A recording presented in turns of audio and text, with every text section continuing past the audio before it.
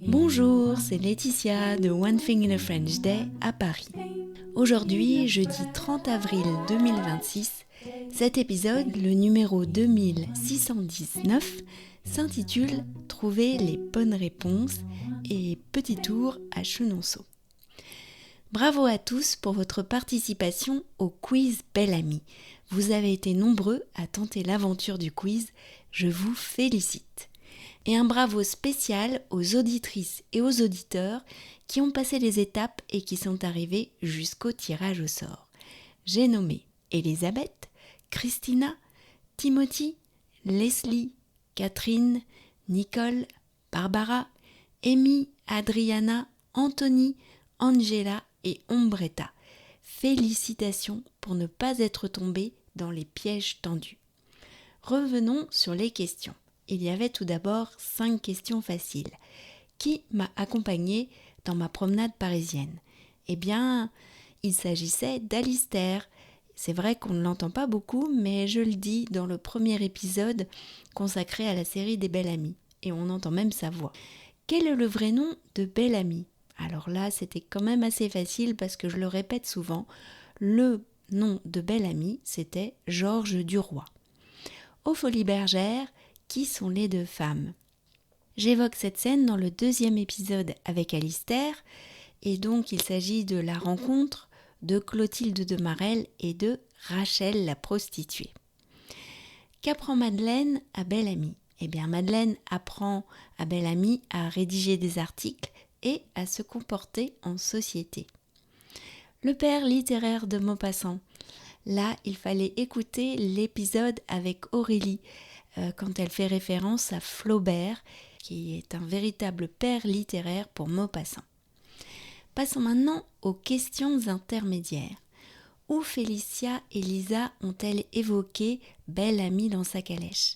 Là, c'était au tout début des épisodes sur Belle Amie. Je raconte un peu comment est née cette idée de faire des épisodes sur Belle Amie. Nous étions en train de traverser le bois de Boulogne en voiture. Jusqu'à quel numéro s'arrête la rue de Constantinople ? Alors je ne dis pas un numéro précis dans l'épisode quand nous partons à la recherche du 127 rue de Constantinople, là où se trouve l'appartement que Belle Amie partageait avec Clotilde de Marelle. Je dis simplement que la rue s'arrête au numéro 40 et quelques. La phrase amusante de Madame de Marelle. Elle dit « Je vais chercher un joint ».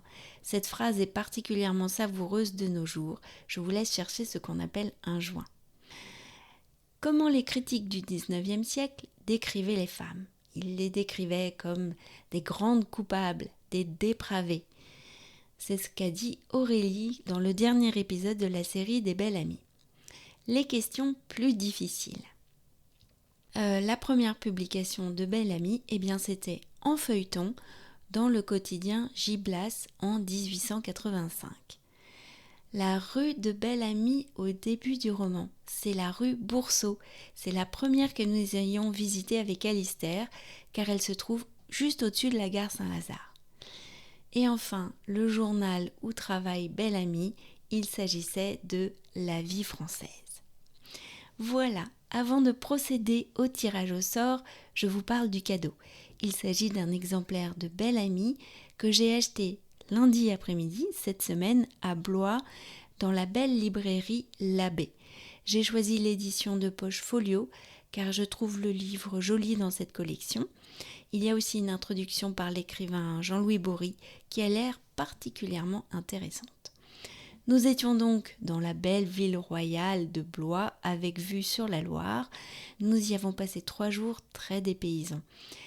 Mardi, nous sommes retournés à Chenonceau pour une énième visite, mais la première au printemps. C'était mon idée, car j'adore ce château. Son histoire est passionnante, le lieu est ravissant. Remonter la grande allée dans les bois pour arriver au château est impressionnant. J'adore les fleurs qui décorent le château, les tableaux de Rubens, Poussin, Véronèse, Le Tintoret, Van Loo et d'autres encore. L'inscription en vieil anglais des gardes écossais de Marie Stuart sur les murs de la chapelle, et puis les cuisines, la vue du château qui enjambe le Cher. Bref, Chauneourceau ne peut pas se visiter qu'une seule fois. Je partagerai quelques photos dans la lettre qui accompagne cet épisode.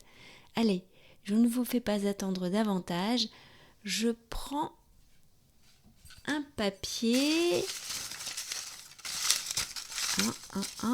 Et c'est